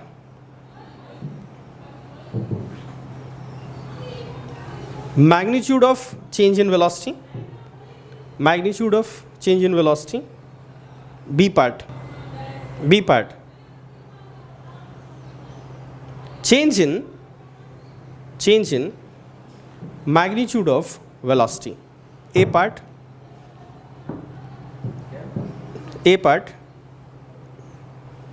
magnitude of change in velocity. B part, change in magnitude of velocity. ठीक है, clear? चले देखते हैं इस सवाल को हम लोग, है ना। पार्टिकल एक सर्कुलर पाथ में मूव कर रहा है, ऐसा दिया हुआ है तुमको, दिया हुआ है ना। अच्छा, डायमेट्रिकली अपोजिट, तुम जानते हो डायमीटर, पार्टिकल ऐसे जा रहा है तो यहाँ पे इसकी वेलोसिटी ऐसे होगी, यहाँ पे ऐसी होगी, यहाँ पे ऐसी होगी, यहाँ पे ऐसी होगी, यहाँ पे ऐसी होगी। डायमेट्रिकली अपोजिट का मतलब हो गया ये। अब पहला पार्ट है, ठीक है, अच्छा कांस्टेंट स्पीड है तो v कांस्टेंट है। पहला पार्ट है ना, पहला पार्ट क्या है, magnitude of change in velocity. तो पहले मुझे चेंज इन वेलोसिटी निकालना है और उसका मैग्नीट्यूड निकालना है, ठीक है। v इनिशियल मैं वेक्टर फॉर्म में ही लिख लेता हूँ, is equal to V J, V final is minus V J, change in velocity delta V, V final minus V initial minus V J is equal to minus 2 V J, ठीक है। तो delta we ये हो गया तुम्हारा change in velocity, और इसका जो मैग्नीट्यूड होगा वो 2v के बराबर होगा, है ना। कितना होगा, 2v के बराबर होगा, क्लियर। ये तो हो गया तुम्हारा magnitude of change in velocity. Change in velocity का मैग्नीट्यूड है 2v, ठीक है। इसको और शॉर्टकट तरीके से भी देखें, है ना। मान लो तुमको वेक्टर फॉर्म में नहीं लिखना है, तुमको निकालना है v final minus v initial, ठीक है। तो सबसे पहले v इनिशियल को उल्टा कर दो, ये डिफरेंस है दो वेक्टर्स का, v फाइनल और v इनिशियल का डिफरेंस है, तो सबसे पहले v इनिशियल को उल्टा कर दो, ठीक है। तो तुमको इन दोनों का अब रिजल्टेंट निकालना है। तो रिजल्टेंट तुम जानते हो कि दो वेक्टर अगर 0 डिग्री है उनके बीच का एंगल, ये भी इधर है ये भी इधर है, ठीक है, तो उनका रिजल्टेंट जो होता है, ठीक है, वो क्या होता है, दोनों के मैग्नीट्यूड के सम के बराबर होता है। तो आंसर होगा 2v और डायरेक्शन होगा नीचे की तरफ डेल्टा v का, ठीक है। अच्छा, नेक्स्ट पार्ट है find the difference of magnitude of the final velocity and initial velocity, यही है ना। तो उन दोनों के मैग्नीट्यूड का डिफरेंस निकालना है। इसका मैग्नीट्यूड कितना है, फाइनल वेलोसिटी का v, इनिशियल वेलोसिटी का मैग्नीट्यूड कितना है v, तो डिफरेंस ऑफ मैग्नीट्यूड कितना होगा 0, कितना होगा 0। चलो कॉपी कर लो, है ना। अब तुम, ठीक है, नेक्स्ट लिखो, है ना, इंस्टेंटेनियस एक्सेलरेशन, इंस्टेंटेनियस एक्सेलरेशन, ठीक है। लिखो acceleration at an instant is called instantaneous acceleration, is called instantaneous acceleration. Acceleration at an instant is called instantaneous acceleration, ठीक है। मेरे बात ध्यान सुनना,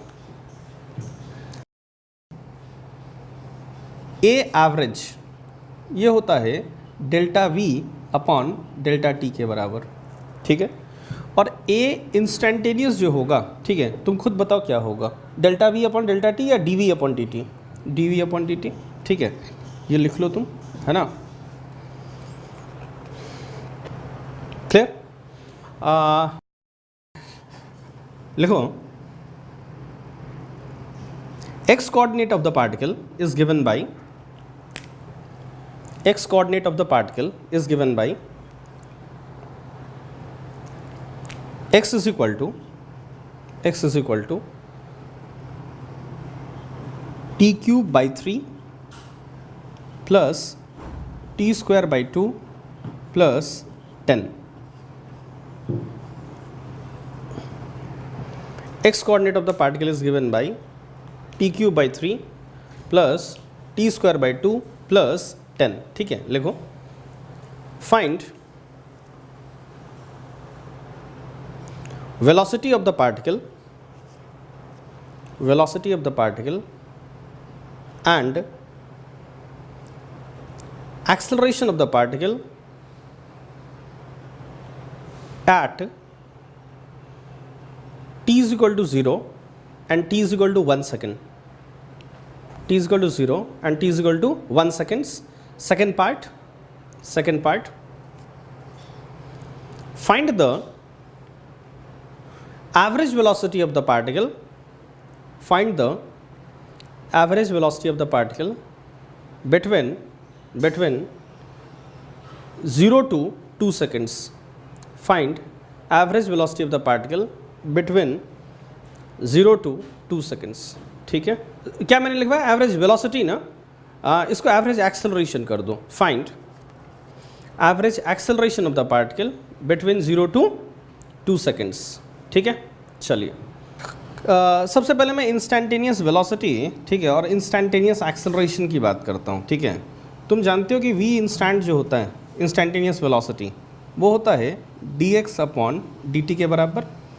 तो ये होगा 3t² कितना होगा t² प्लस 2t/2 कितना होगा t, और 10 का डिफरेंशिएशन कितना होगा 0. एक्सेलरेशन होगा dv/dt that is equal to 2t + 1 के बराबर. ठीक है, ये हो गया एक्सेलरेशन, है ना. अब तुमको किस किस इंस्टेंट पे वेलोसिटी निकालनी है ये मुझे बताओ.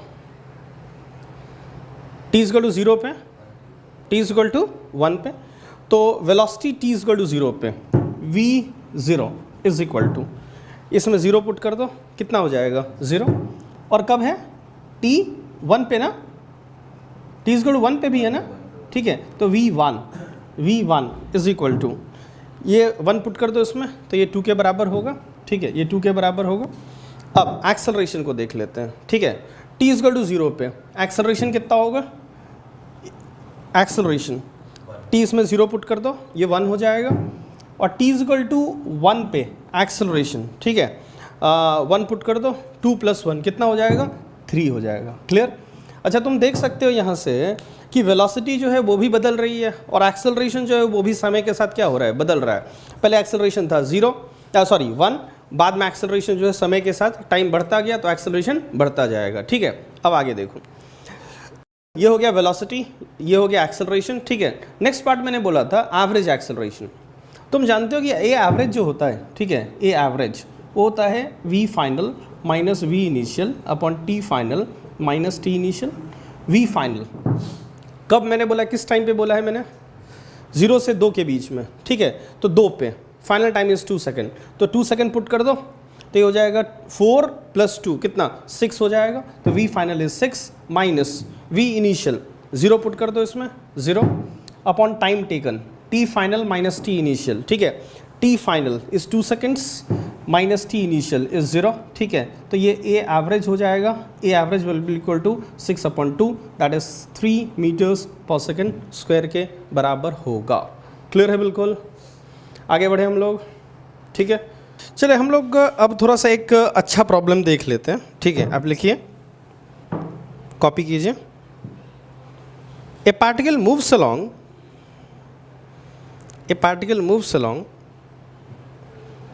x axis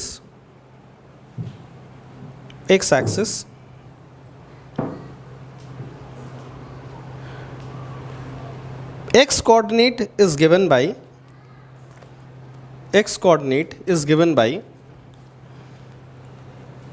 x is equal to x coordinate is given by x is equal to t cube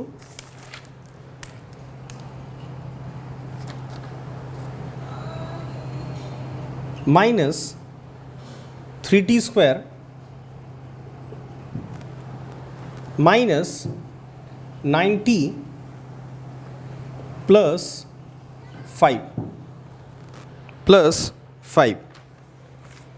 ठीक है, A part of the question is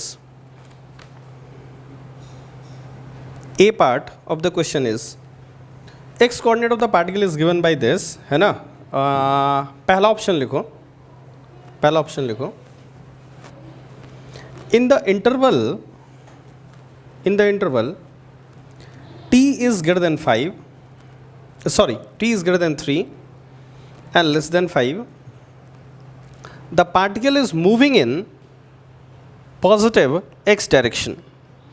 The particle is moving in positive x direction, ठीक है। अच्छा सबसे पहले मुझे ये बताओ कि मूविंग का मतलब क्या हुआ, वेलोसिटी, एक्स कोऑर्डिनेट या एक्सेलरेशन, तो तीनों में से क्या? वेलोसिटी, ठीक है। मूविंग का मतलब हुआ वेलोसिटी, क्लियर। चलिए B part, B part, the particle reverses its direction, the particle reverses its direction of motion twice in entire motion, twice in entire motion if it starts at t is equal to 0, if it starts at t is equal to 0, ठीक है, clear। next part is the average acceleration from, next part is the average acceleration from t is greater than equal to 1 and t is less than equal to 2, t is greater than equal to 1 and t is less than equal to 2, second is 6 meters per second square, 6 meters per second square, ठीक है, clear. Last part, in the interval t is greater than equal to 5 and less than equal to 6 second,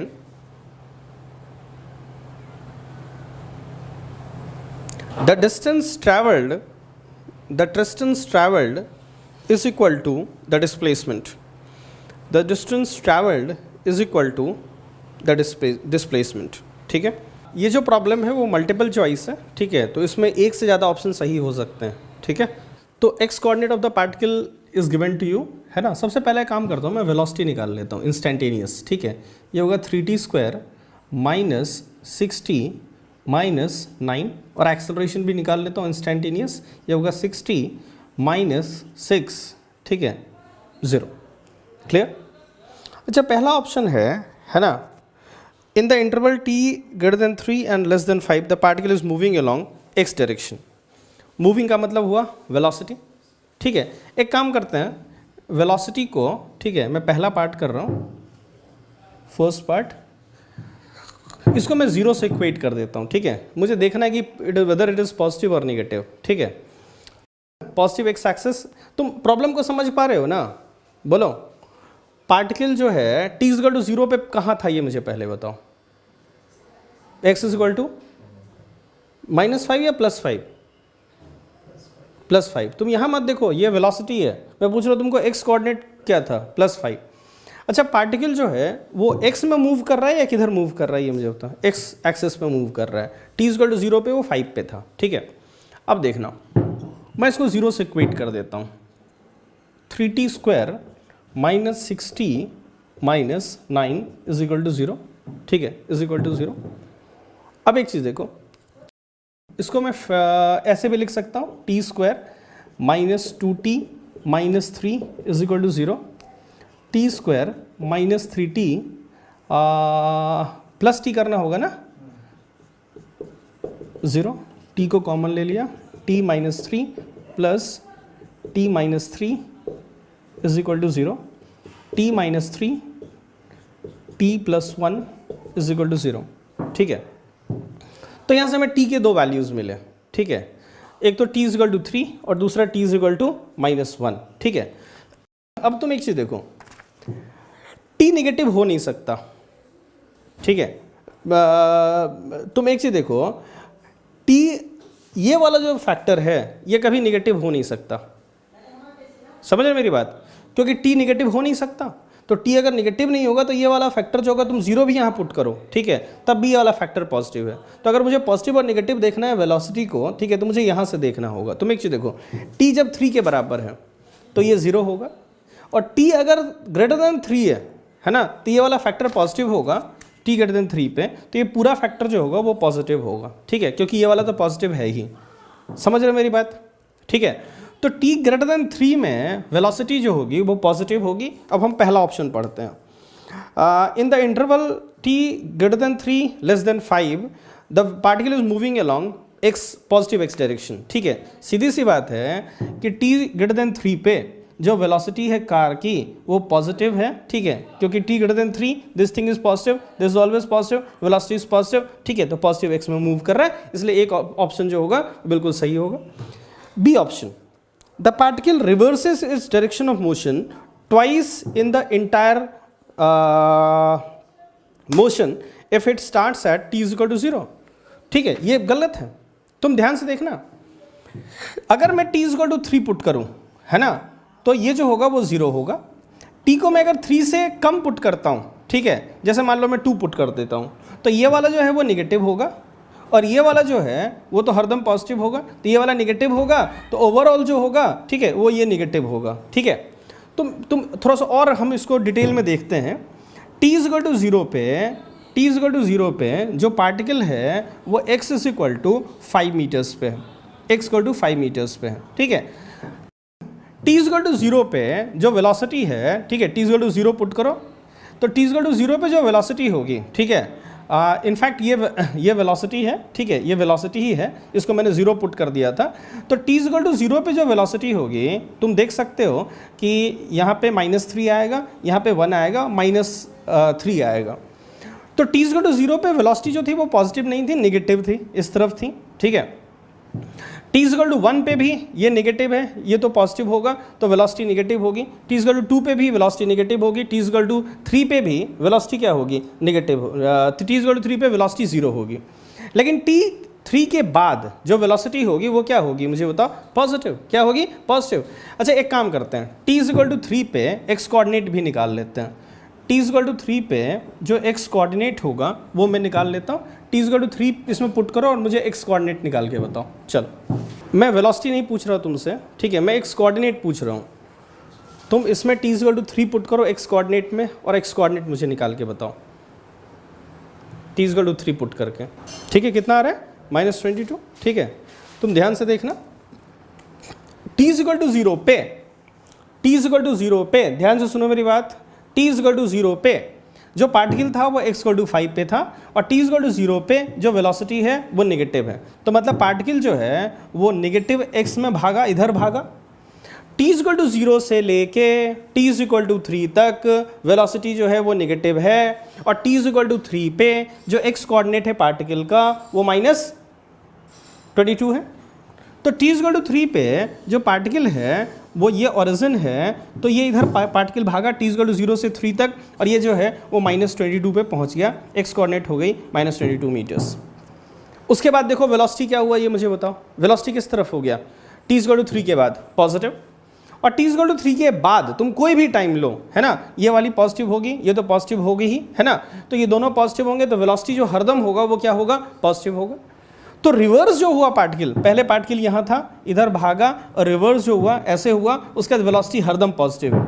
तो एक बार reverse हुआ या 2 बार reverse हुआ, एक बार reverse हुआ। तो अपना जो ऑप्शन है, ठीक है, कि the particle reverses is direction of motion twice in the entire motion, है ना, ये बिल्कुल गलत है, तो बी ऑप्शन नहीं होगा। क्लियर, बोलो।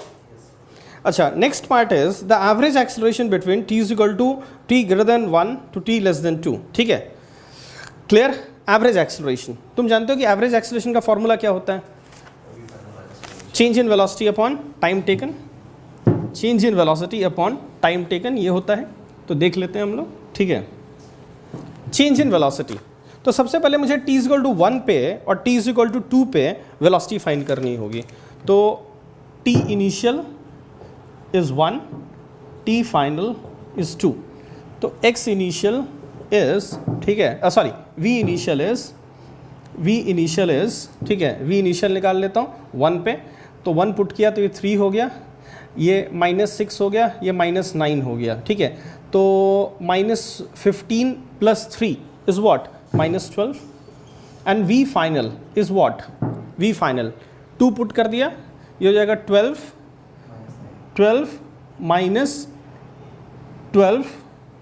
-9, तो ये -9 हो गया, है ना, v final is -9।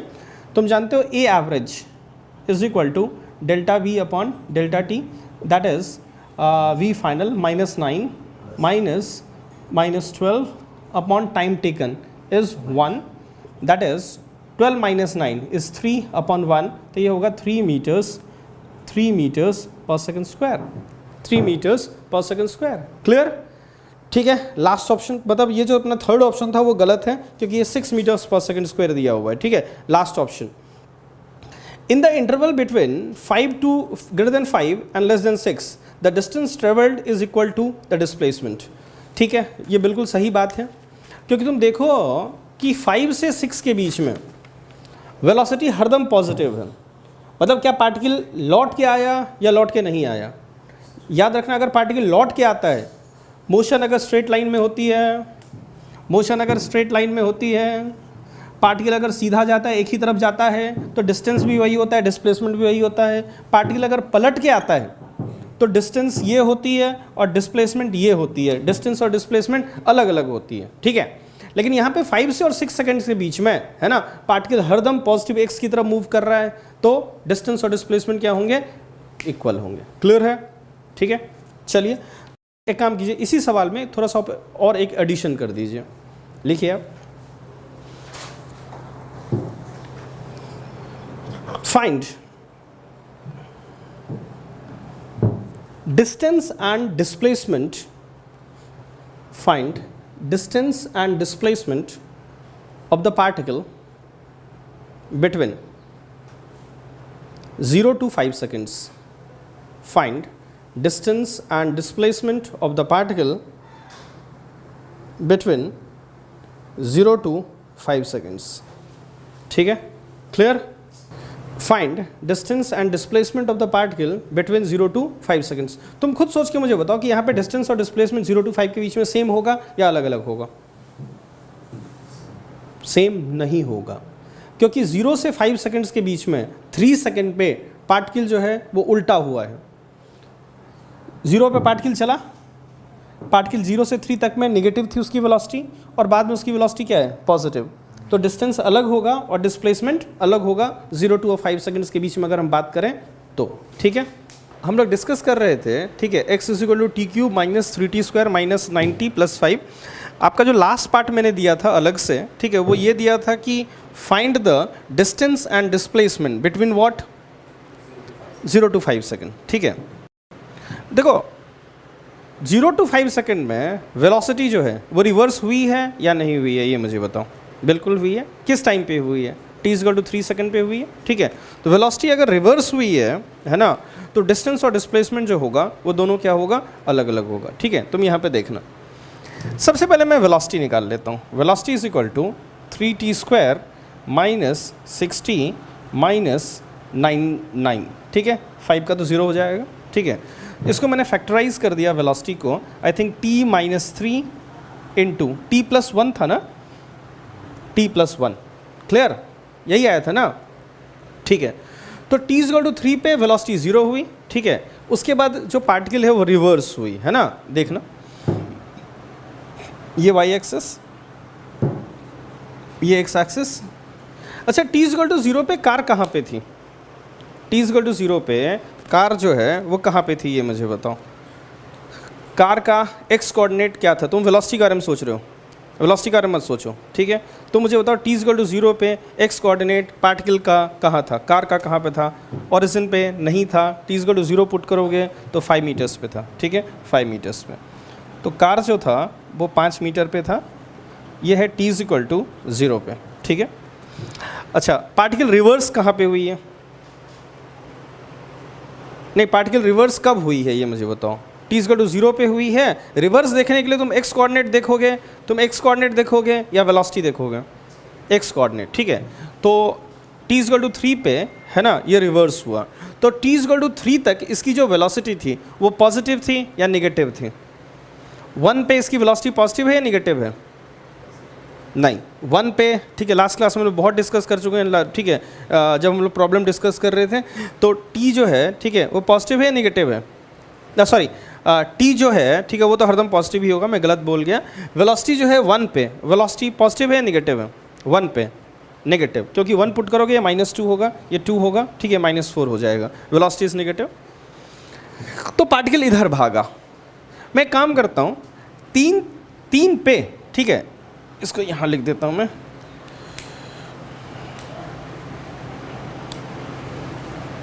Is equal to, ठीक है, इज इक्वल टू ये होगा t-3 इंटू t+1, है ना।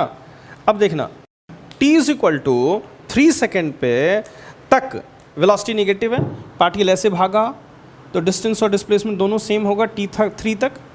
तो t3 पे ये कार कहाँ है ये मैं निकाल लेता हूँ, ठीक है। तो t इज इक्वल टू 3 इसमें पुट कर दिया। t is equal to 3 put करने पे मुझे वैल्यू बताओ कितनी आ रही है, -22। तो वेलोसिटी नेगेटिव थी, ये कार ऐसे भागा ऐसे भागा ऐसे भागा, ठीक है, यहाँ पे इसकी वेलोसिटी 0 हो गई।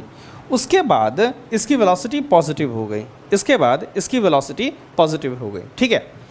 अब 3 से 5, ठीक है, 3 से 5 सेकेंड पे मुझे बताओ कि x coordinate of the particle कितनी है, क्योंकि 3 से 5 तक जो है पार्टिकल वो पॉजिटिव में भागा। 5 सेकेंड पे what is the x coordinate of the particle. एक काम करो, इसमें 5 सेकेंड पुट कर दो और मुझे वैल्यू बताओ। नहीं, तुम इसमें 5 पुट कर रहे हो, मुझे लग रहा है इसमें 5 पुट करो और मुझे एक्स कोऑर्डिनेट निकाल के बताओ जल्दी। कितना आ रहा है? 10 मीटर्स। तो कार यहाँ पे है, 10 मीटर्स पे है, ठीक है, 10 मीटर्स पे है, ठीक है। इसको मैं ग्रीन से प्लॉट ड्रॉ कर देता हूँ, ठीक है, इसको मैं कर देता हूँ ग्रीन से ड्रॉ, ठीक है। ये हो गया 10 मीटर्स, दिस इज़ 10 मीटर्स, ठीक है। तो अब एक चीज़ देखना, कार जो है, ठीक है, पहले इस तरफ आया ऐसे, वेलोसिटी उसकी नेगेटिव थी, 5 आया और फिर 22 आया, कितना आया? 27। 3 के बाद कार की वेलोसिटी पॉजिटिव है तो कार इस तरफ गया ऐसे ऐसे, ठीक है। पहले 22 चला फिर 10 चला, तो टोटल डिस्टेंस जो होगा वो 5 + 22 27 प्लस फिर इधर गया 22 + 10 कितना? 32, है ना। डिस्टेंस ले रहा हूँ तो निगेटिव मत लेना, है ना। तो ये टोटल जो हो जाएगा वो हो जाएगा 59 मीटर्स के बराबर, ये तुम्हारा डिस्टेंस हो गया, ठीक है। और मुझे लगता है डिस्प्लेसमेंट के बारे में ज़्यादा सोचना नहीं है। कार पहले यहाँ था, कार अब यहाँ है, तो डिस्प्लेसमेंट क्या होगा? 5 मीटर्स होगा। कितना होगा? 5 मीटर्स होगा। क्लियर? तो देखो, जब भी तुमको इस तरह के सवाल आएँ जिसमें टाइम इंटरवल में, ठीक है, वेलोसिटी रिवर्स हो रही है, तो तुमको सबसे पहले वो टाइम निकालना होगा जब वेलोसिटी 0 हुई, ठीक है। और फिर तुमको अलग अलग बात करनी होगी, ठीक है, जिस इंटरवल में वेलोसिटी पॉजिटिव है, जिस इंटरवल में वेलोसिटी नेगेटिव है, उन दोनों की अलग अलग तुमको बात करके फिर डिस्टेंस और डिस्प्लेसमेंट अलग अलग तुमको फाइंड करना होगा। क्लियर? तो सबसे पहले हम लोग ऑप्शन के बारे में बात कर लेते हैं, ठीक है। ये क्वेश्चन हम लोगों ने देखा था, ठीक है। तो बताओ तुम्हारे क्या क्या ऑप्शन आ रहे हैं? सिर्फ सी। आंसर इज, लिखो ए, टिक करो, A, B and C, A, B and C, ठीक है। चलो एक एक करके हम लोग इसको डिस्कस कर लेते हैं, है ना। सबसे पहले, average speed of a particle in A given time interval is never less than the magnitude of average velocity, ठीक है, बिल्कुल सही बात है। What is average speed? Total distance upon total time, ठीक है। And what is average velocity? Total displacement upon total time, ठीक है। अच्छा, ये मुझे बताओ, डिस्टेंस ज़्यादा होता है या डिस्प्लेसमेंट ज़्यादा होता है? डिस्टेंस ज़्यादा होता है, ठीक है। तो डिस्टेंस चूँकि वेलोसिटी के या तो डिस्प्लेसमेंट के या तो बराबर होता है ना, और या तो ज़्यादा होता है ना। तो हम अगर एवरेज स्पीड की बात करें तो टोटल डिस्टेंस जो है ऊपर जो कि ज़्यादा है, इसलिए एवरेज स्पीड जो होगा, है ना, वो हरदम एवरेज वेलोसिटी के या तो बराबर होगा और या तो ज़्यादा होगा। तो मुझे लगता है A option is what? Correct. Second, it is possible to have a situation in which dv/dt is not equal to 0 but d mod v/dt is equal to 0, ठीक है। मैं यहाँ पे सॉल्व कर लेता हूँ उसको, तुम ध्यान देना।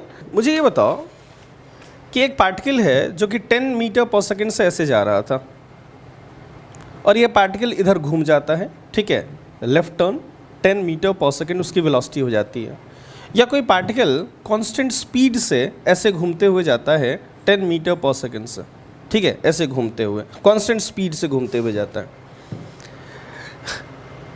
वेलोसिटी के पास क्या क्या होती है? मैग्नीट्यूड और डायरेक्शन। मुझे ये बताओ, यहाँ पे जो वेलोसिटी है, ठीक है, अगर हम वेलोसिटी के बारे में बात करें तो इस वेलोसिटी का और इस वेलोसिटी का मैग्नीट्यूड सेम है या डिफरेंट है? तो क्या v मॉड ये बदला या v मॉड नहीं बदला? v मॉड नहीं बदला। लेकिन अगर हम वेलोसिटी की बात करें, है ना, ये वेलोसिटी बदला या नहीं बदला? वेलोसिटी बदला या नहीं बदला? वेलोसिटी बदला, क्योंकि डायरेक्शन, वेलोसिटी में मैग्नीट्यूड या डायरेक्शन इनमें से कुछ भी बदल गया तो वेलोसिटी बदल गई, है ना। तो तुम देख सकते हो कि यहाँ पे वेलोसिटी जो है वो बदला, है ना। There is change in velocity but there is not change in magnitude of velocity, ठीक है। तो मुझे लगता है कि ये ऑप्शन भी जो होगा वो करेक्ट होगा, है ना। It is possible to have a situation in which dv by dt, mod of dv by dt, याद रखना v चेंज हो रहा है तो dv by dt जो है वो ज़ीरो नहीं होगा, है ना। v बदल रहा है तो rate of change of velocity zero नहीं होगा, तो इसलिए magnitude of rate of change of velocity zero नहीं होगा। लेकिन ये जो मैग्नीट्यूड है, ठीक है, ये जो मैग्नीट्यूड है वेलोसिटी की वो कांस्टेंट है इस सिचुएशन में, है ना। तो तुम जानते हो कि differentiation of a constant is what? Zero. तो d mod v by dt क्या होगा? ज़ीरो होगा। और वेलोसिटी चूंकि वेरिएबल है ना, तो rate of change of velocity जो होगा, चूंकि ये कांस्टेंट नहीं है इसलिए ये ज़ीरो नहीं होगा, इसलिए इसका मैग्नीट्यूड भी ज़ीरो नहीं होगा। क्लियर? आगे चलें, हम लोग अब थर्ड ऑप्शन देखते हैं। The average velocity of a particle is zero in a time interval. The average velocity of particle is zero in a time interval. It is possible that the instantaneous velocity is never zero in the interval. ठीक है, क्या ये possible है या impossible है? Impossible है? नहीं, ये पॉसिबल है। तुम ध्यान से देखना, मान लो तुम एक सर्कुलर पाथ में घूम रहे हो, ऐसे दौड़ते हुए तुम जा रहे हो कांस्टेंट स्पीड से, तुम यहाँ से घूमते हुए यहाँ तक आए, या मान लो तुम ऐसे घूमते हुए यहाँ तक गए, फिर दौड़ते हुए ऐसे गए, फिर तुम दौड़ते हुए ऐसे आए, फिर तुम दौड़ते हुए कंटिन्यूसली तुम दौड़ रहे हो, ठीक है। तुम यहाँ से चले और फिर यहीं पहुँचे। What is your displacement? What is your displacement? I am asking about not asking about distance. What is your displacement? Zero. If displacement is zero, what is the average velocity? Zero, ठीक है। The average velocity is zero. लेकिन अगर हम पूरे path की बात करें तो क्या इंस्टेंटेनियस वेलोसिटी कहीं पे ज़ीरो है या नहीं है? नहीं है। तो मुझे लगता है थर्ड ऑप्शन भी सही होगा। The average velocity of a particle is zero in a time interval. It is possible to have that the instantaneous velocity is never zero in this interval. ठीक है, बिल्कुल सही ऑप्शन है ना। चलिए आगे बढ़ते हैं, हम लोग डी ऑप्शन को देखते हैं। The average velocity of a particle moving on a straight line is zero in a time interval. It is possible that instantaneous velocity is never zero in the interval. ठीक है। अच्छा एक चीज़ बताओ, particle ऐसे गया, वेलोसिटी उसकी 10 थी, और पार्टिकल जो है फिर वो वापस ऐसे आया, ठीक है, और वेलोसिटी जो है वो 10 से दौड़ते हुए यहाँ तक आई, ठीक है। पार्टिकल यहाँ स्टार्ट की, यहाँ पर रुकी और फिर वापस ऐसे आई। The average velocity of a particle moving on a straight line is zero in a time interval. It is possible that instantaneous velocity is never zero in that interval. ठीक है, ये नहीं पॉसिबल है, ठीक है। याद रखना, अगर तुम स्ट्रेट लाइन मूव कर रहे हो, यहाँ से यहाँ गए, डिस्प्लेसमेंट जीरो होने के लिए, ठीक है, तुमको फिर से यहाँ वापस आना होगा। तो पक्की बात है कि तुम अगर वापस आओगे तो तुमको रुकना ही होगा। अगर तुम अपनी वेलोसिटी को पॉजिटिव से नेगेटिव बनाना चाहते हो, ऐसा नहीं होगा कि तुम्हारी वेलोसिटी 10 है और उसी इंस्टेंट पे तुम जो है तुम्हारी वेलोसिटी इस तरफ 10 हो जाए, है ना। तुमको पहले रुकना होगा, क्योंकि तुम जानते हो कि चेंज इन एक्सेलरेशन जो होता है वो change in velocity upon time होगा, ठीक है। तुम्हारी वेलोसिटी इधर है अगर, तो तुम पे फोर्स पीछे लगेगा, तभी पीछे की तरफ वेलोसिटी जनरेट होगी, है ना। चेंज इन वेलोसिटी पॉजिटिव 10 थी, -10, और टाइम ज़ीरो की हम बात कर रहे हैं, ठीक है। तो एक्सेलरेशन क्या हो जाएगा? इनफाइनाइट। ज़ीरो टाइम में 10 से इधर हो गया 10। तो अगर एक्सेलरेशन इनफाइनाइट है, इसका मतलब फोर्स भी इनफाइनाइट लगना होगा, ठीक है, विच इज़ नॉट पॉसिबल, है ना। फोर्स इनफाइनाइट हम किसी पार्टिकल पे नहीं लगा सकते। क्लियर? तो 3 ऑप्शन होंगे, ए, बी और सी। क्लियर है? चलिए आप चाहें तो लिख लें इन चीज़ों को, है ना। तो एक नेक्स्ट प्रॉब्लम और हम लोग देख लेते हैं, ठीक है। एक और प्रॉब्लम लिखो। ए बॉडी इज़, ठीक है, बोर्ड पे लिख दिया है मैंने, है ना, वैसे डिक्टेट कर देता हूँ मैं। A body is moving along, a body is moving along a straight line, a straight line, its distance xt from a point on its path, its distance xt from a point on its path at a time t after passing that point, is given by xt is equal to 8t square minus 3t cube, 8t square minus 3t cube, where xt is in meters and t in second, xt is in meters and t in second। ठीक है, पहला option. Average speed during the interval, average speed during the interval t is equal to 0 to t is equal to 4 is 20.21 meters per second, 20.21 meters per second। B part, average velocity, B part, average velocity during the interval t is equal to 0 to t is equal to 4, t is equal to 0 to t is equal to 4 is 20.21, sorry, average velocity during the interval t is equal to 0 to t is equal to 4 is minus 16 meters per second, is minus 16 meters per second। Third option, the body starts from rest, the body starts from rest and at t is equal to 16 by 9 seconds, and at t is equal to 16 by 9 seconds it reverses its direction of motion, it reverses its direction of motion at x is equal to 8.43 meters from the start, 8.43 meters from the start। Last option, it has an acceleration of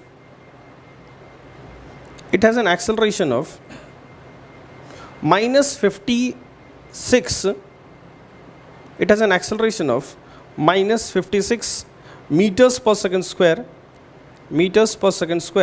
at t is equal to 4 seconds, at t is equal to 4 seconds। ठीक है, minus 50 meters per second square at t is equal to 4 seconds। ठीक है, clear है? ठीक है।